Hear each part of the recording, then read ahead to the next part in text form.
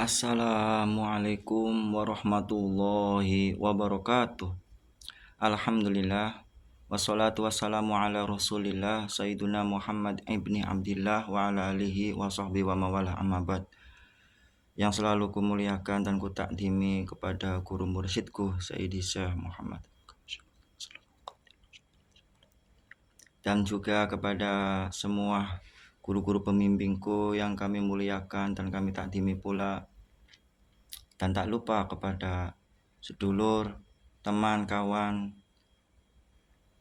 para pemirsa pecinta ilmu di channel Ahmad Zaki Sena ini yang saya cintai dan saya banggakan, dan semoga semuanya mendapatkan rahmat, kasih sayang Allah, maghfirah Allah, dan keberkahan dari Allah, kesehatan yang sempurna lahir batin. Pada pembahasan malam kali ini saya akan membahas suatu pertanyaan. Pertanyaannya itu adalah, karunia apa yang paling sangat terbesar dari Allah kepada hambanya? Apakah karunia iman? Apakah karunia Islam? Apakah karunia kesehatan? Apakah karunia keluarga, harta benda? Karunia di sini tuh maksudnya suatu pemberian atau kenikmatan ya, kenikmatan.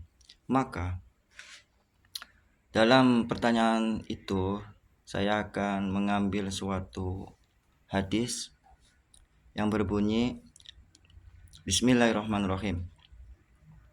Wa ma an'amallahu ala abdin a'dhamu min ayyulhimahu dzikrahu.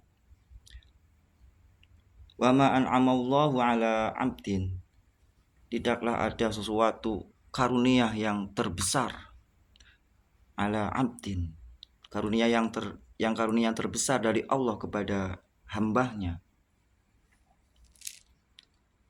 a'dhamu min ayyulhimahu, dari sesuatu, min ayyulhimahu, dari sesuatu Allah mengilhamkan kepadanya, pada hambanya, zikrahu, yaitu ingat kepada Allah. Jadi karunia yang paling sangat terbesar itu adalah karunia yang Allah memberikan ilham, memberikan suatu karunia kepada hambanya itu, dalam hatinya itu, untuk selalu mengingat Allah Subhanahu wa ta'ala. Bagaimana Nabi Muhammad juga pernah menyuruh kita untuk selalu berdoa. Berdoa, Allahumma a'inni ala dzikrika wa syukrika husni ibadatik. Allahumma a'inni ala dzikrika wa syukrika wa husni ibadatik. Ya Allah, berilah kami kemampuan untuk bisa mengingatmu. Wa syukrika, dan untuk bisa mensyukuri akan nikmat karuniamu.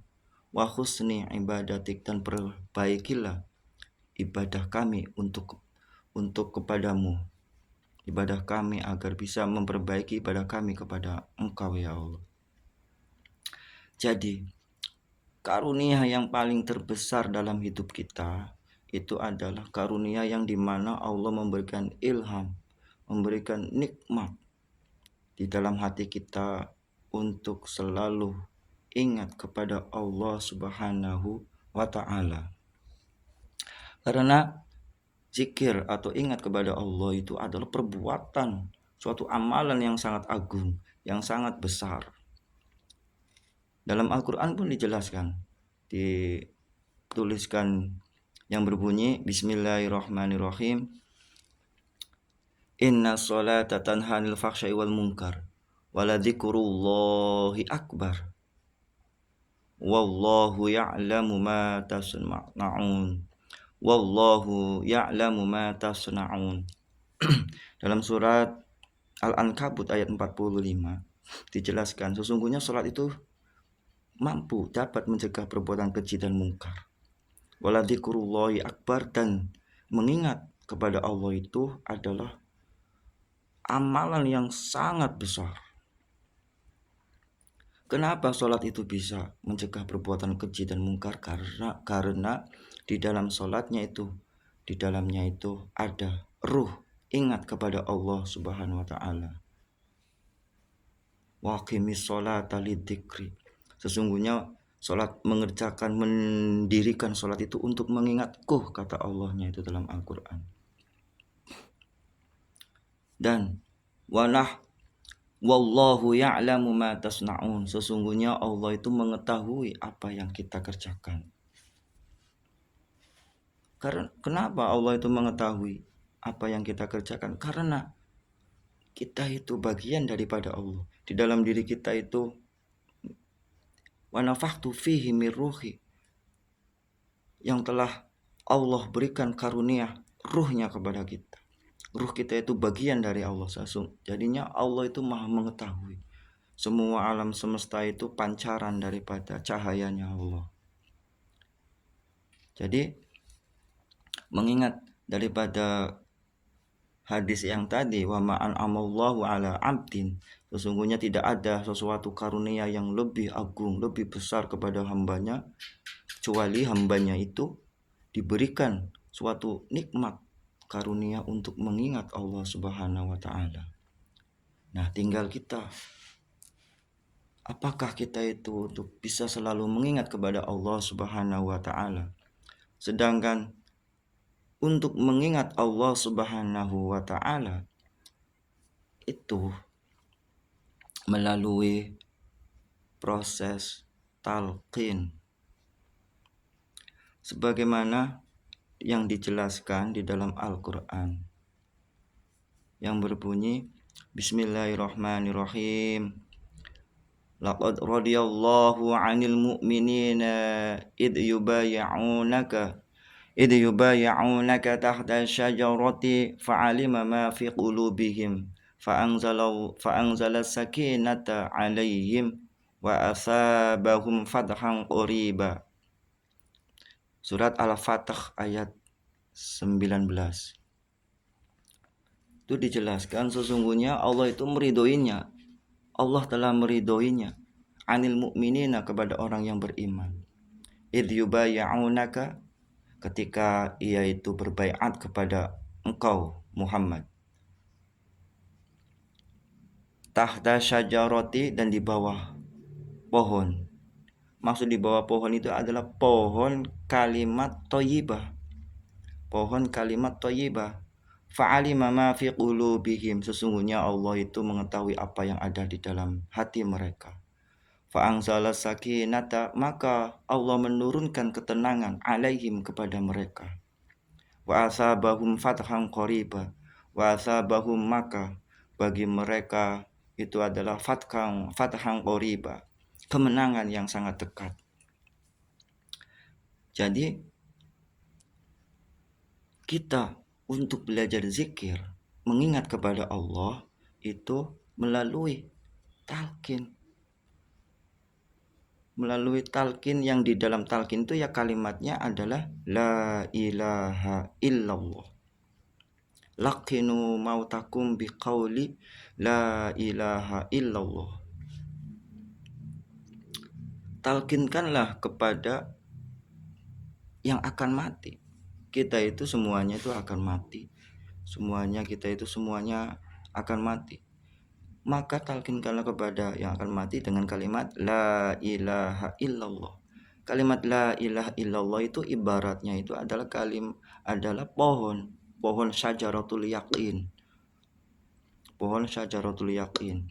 Nah, kalimat talqin itu sendiri adalah untuk mengingatkan kepada diri kita dengan kalimat itu, kalimat la ilaha illallah, agar masuk ke dalam ruh kita, ruh jasmani kita, untuk mengingatkan, untuk bisa balik kepada Allah Subhanahu wa taala. Sehingga dengan kalimat la ilaha illallah yang di dalamnya ada ismu zatnya, ada zikir isbatnya, sehingga tenanglah hati kita.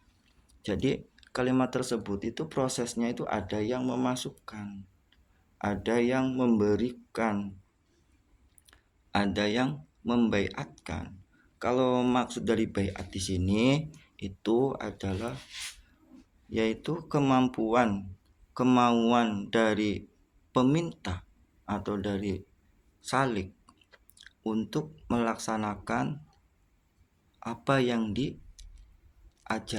atau diamalkan dari gurunya, yaitu disuruh untuk mengamalkan kalimat la ilaha illallah, untuk berzikir kepada Allah Subhanahu wa taala.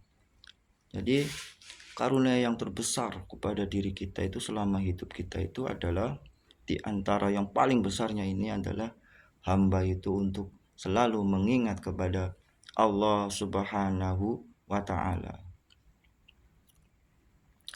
Sebagaimana di dalam keterangan bahwa syajaroh yang ada di dalam surat Al-Fatah ayat 19 ini, itu dijelaskan bahwa syajaroh itu adalah kalimat thayyibah. Di dalam surat Al-Baqarah ayat 37 itu dijelaskan. Bismillahirrahmanirrahim. Alam taro kaifa daraballahu kamasalan kalimatan thayyibatan ka syajaratin thayyibatin asluha sabitun wa far'uha fis sama'i tu'ti ukulaha kullahinin biidzni rabbiha wa yadribullahu al-amsala lin-nasi la'allahum yatadzakkarun. Sesungguhnya Allah itu memberikan suatu perumpamaan, yaitu kalimat thayyibah. Kalimat thayyibah itu adalah seperti pohon yang baik, yang akarnya menjulang ke bumi. Sabitun wa far'uha, dan daunnya, rantingnya menjulang fis sama'i tu'ti ukulaha kullahinin biidzni rabbiha, dan membuahkan hasil buah dengan tidak dipengaruhi oleh musim. Wa yadribullahul amsala linnas, begitulah perumpamaan Allah kepada manusia, la'allahum yatadzakkarun, agar mereka itu semuanya untuk mengingat Allah, menjadi orang yang mengingat Allah Subhanahu wa taala. Jadi bagaimana cara kita untuk memperoleh zikir itu? Kita harus meminta. Semoga kita itu termasuk orang yang dikehendaki oleh Allah, termasuk orang yang diberi karunia oleh Allah, karunia yang terbesar, yaitu dengan cara kita meminta kepada yang ahlinya atau gurunya, guru mursyid yang memahami tentang hati kita, jiwa kita, ruh kita, dari penyakit-penyakit hati kita, agar dibimbing, dibina, untuk dibersihkan dengan mujahadatun nafsi. Karena dalam mengamalkan kalimat tersebut itu perlu bimbingan yang ahlinya, yaitu guru mursyid. Fas'alu ahla dzikri in kuntum la ta'lamun. Fas'alu, bertanyalah kepada ahli zikir. Fas'alu ahla dzikri in kuntum la ta'lamun, apabila engkau mengetahuinya, apabila engkau belum paham, belum mengerti, tanya kepada yang ahlinya. Maka kita untuk belajar zikir itu perlulah ditalkin. Az-zikru la yufidu faidatan tamatan illa bitalqin. Sesungguhnya kita mengamalkan zikir tidak akan memperoleh faedah yang sangat sempurna kecuali dengan talqin zikir. Maksudnya tidak memperoleh faedah yang sempurna itu tetap mendapatkan pahala, tapi dalam untuk membersihkan jiwa kita, untuk memperoleh kemenangan, untuk mewusulkan ruh kita kepada Allah tanpa talqin zikir susah. Maka semoga kita memperoleh karunia yang terindah, yang terbesar dari Allah, agar hati kita tertanam zikir kita dan dikabulkan doa kita. Allahumma inni ala dzikrika wa syukrika wa husni ibadatik. Semoga dikarunia oleh Allah, dikabulkan. Amin ya rabbal alamin. Assalamualaikum warahmatullahi wabarakatuh.